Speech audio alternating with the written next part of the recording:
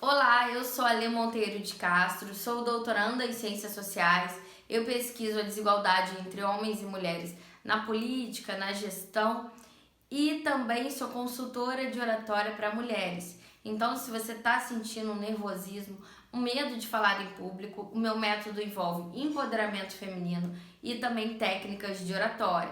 E eu vou deixar os links para os cursos todos com descontão nesse mês, tudo aqui embaixo.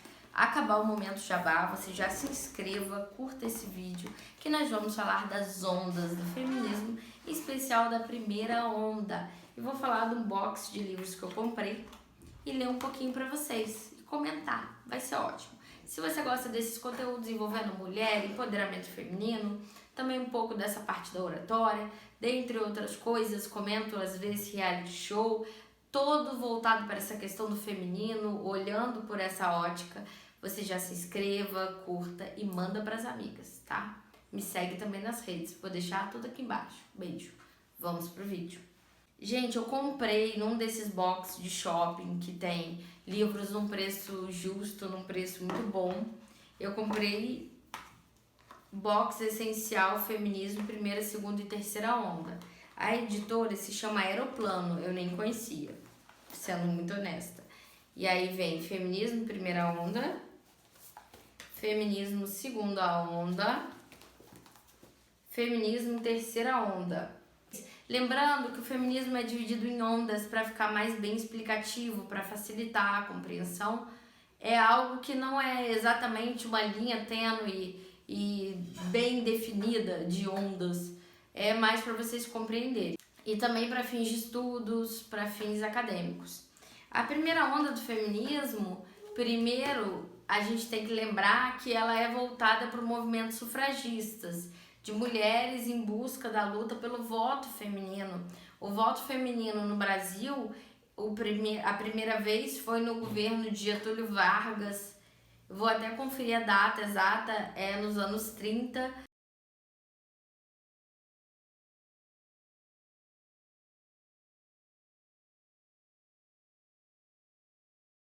Quando a gente para pensar, as mulheres votaram efetivamente muito mais em massa e etc. depois de 88, porque a gente tem ditadura no governo Vargas e depois a gente tem a ditadura militar, que dura um tempão.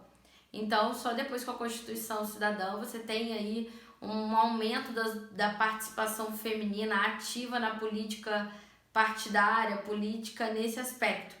Porque participar da política para as mulheres e para qualquer outro grupo também significa estar em movimentos sociais, movimentos de bairro, movimentos sindicais e todas essas outras coisas que seriam formas de ativismo e também formas de participação política. Não é somente você votar e ser votada, mas essa parte também é super relevante e importante. Esse é o feminismo em primeira onda. Aqui nós temos textos de duas feministas famosas, Nízia Floresta, brasileira Augusta, e Voltairine de Cleyre. Essa segunda eu não conhecia, tá? Eu só conhecia a Nízia Floresta e o trecho que eu vou ler é dela. É muito interessante, até mesmo a introdução desse livro, e eu vou ler um pouquinho do capítulo 1, que caso os homens fazem das mulheres e se é com justiça, ok? É sobre direitos das mulheres e injustiças dos homens. Vale lembrar o momento que a Nízia escreve. A gente não tinha nem direito ao voto ainda. Ela é uma das primeiras a trazer escola para as mulheres. É interessante a gente olhar para isso. Vou ler um pouquinho sobre ela.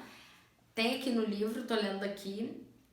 A primeira se trata da brasileira Nízia Floresta, também conhecida com o pseudônimo Dionísia Gonçalves Pinto, nascida em 12 de outubro de 1810, olha como isso é antigo, em Papari, capitania da Paraíba, hoje conhecido como Rio Grande do Norte.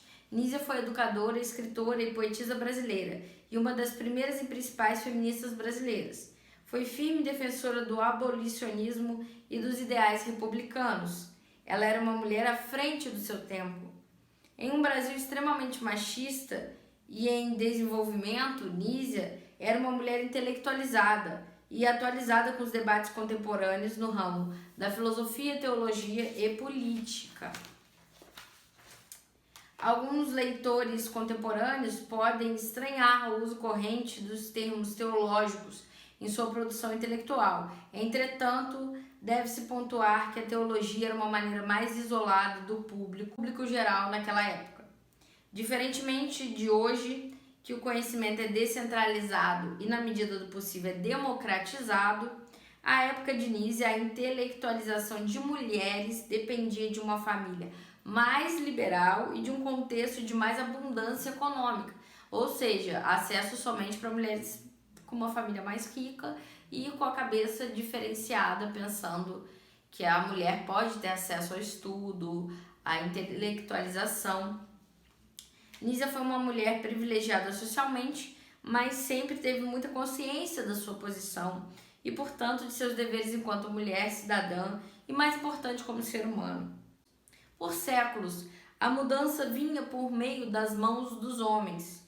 Isso ocorria não por omissão feminina, importante ressaltar, mas porque a mulher era privada da atuação efetiva na sociedade, seja qual fosse essa atuação.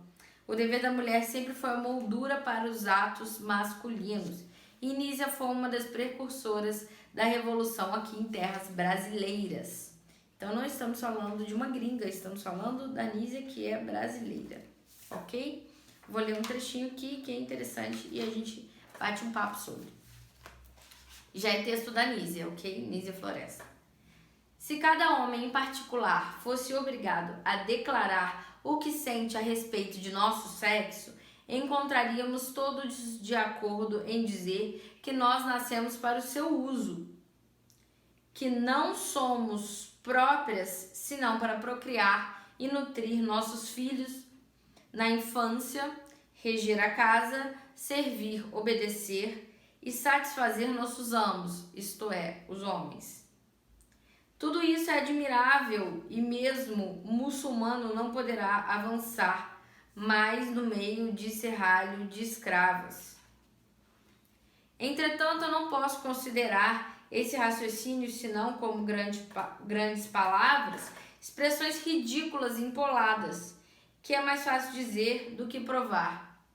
Homens parecem concluir que todas as outras criaturas foram formadas para eles, e ao mesmo tempo em que eles não foram criados, senão quando tudo isso se achava disposto para o seu uso. Eu não me proporia fazer ver a futilidade desse raciocínio, mas avaliando que ele tem alguma ponderação, estou certa de que antes provará que os homens foram criados para o nosso uso do que nós para o deles. É verdade que o emprego de nutrir as crianças nos pertence, assim como a eles unicamente pertence o de gerá-los. Se este último lhes dá algum direito à estima e respeitos públicos, o primeiro nos deve oferecer uma porção igual, pois que o concurso imediato dos dois sexos é tão essencialmente necessária a propagação da espécie humana, que um será absolutamente inútil sem o outro. Que direito, pois, eles têm de nos desprezar e pretender uma superioridade sobre nós por um exercício que eles partilham igualmente conosco? Todos sabem, nem se pode negar que os homens olham com desprezo para o emprego de criar filhos, e que é isso, às suas vistas, é função baixa, desprezível. Mas se consultassem a natureza nessa parte, sentiriam, sem que fosse preciso dizer-lhes, que não há no espaço social um emprego que mereça mais honra, confiança e recompensa. Basta atender às vantagens que resultam ao gênero humano para convir-se nisso.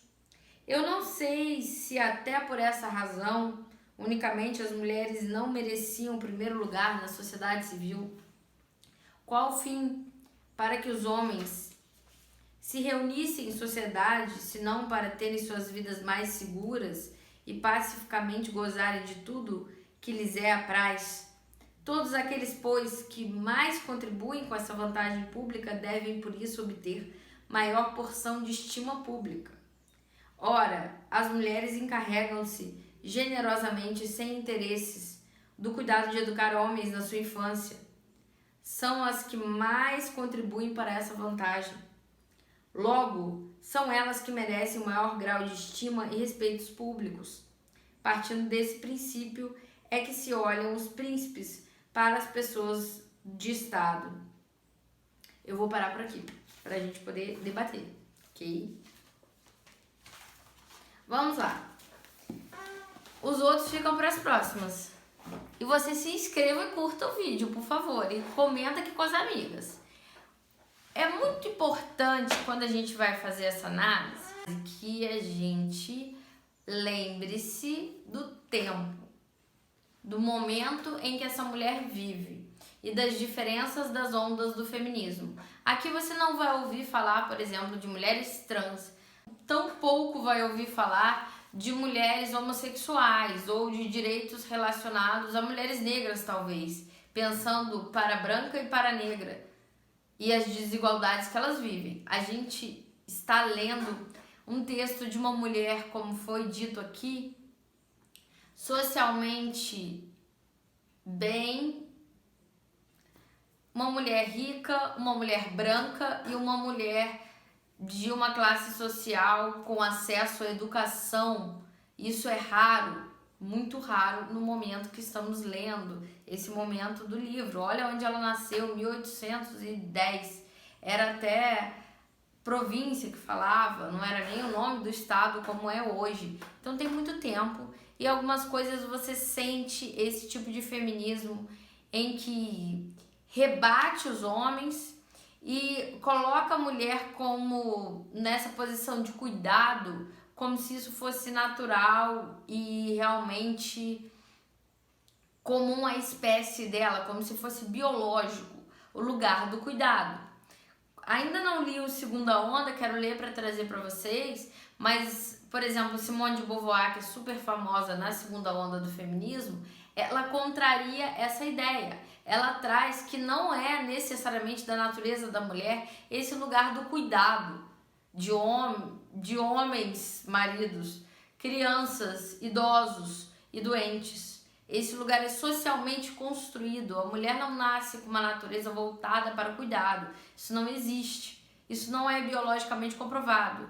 Ela sim vai nutrir o filho dando de mamar. Ela vai gerar a criança. Porém, ela não necessariamente tem que ser a criatura que vai cuidar deste filho para sempre. Aqui a gente já tem uma outra perspectiva, uma perspectiva anterior a essa ideia, que é uma perspectiva de uma mulher de tempos muito mais atrás. E ela mostra que o lugar da mulher é cuidando de casa, do marido e etc. Mas a gente deveria ter muito mais estima na sociedade, porque o trabalho da mulher, o trabalho de care, de cuidado, care é um termo que a gente usa muito na pesquisa por ser americano e tal, e porque muitas americanas trazem esse debate do valor do PIB que está envolvido com cuidado. E por a mulher ter esse lugar de care, tanto que quando falamos de políticas públicas até hoje para mulheres, uma é creche, o filho é dos dois, seria uma política pública para a família, mas ainda é colocada a mulher nesse lugar de care. Então ela fala que, ok, é da natureza da mulher, ela não discute se é ou não, porém, se nós somos as pessoas que temos que estar nesse lugar de care, nós somos o item mais importante dessa sociedade e não estamos ao bel prazer dos homens.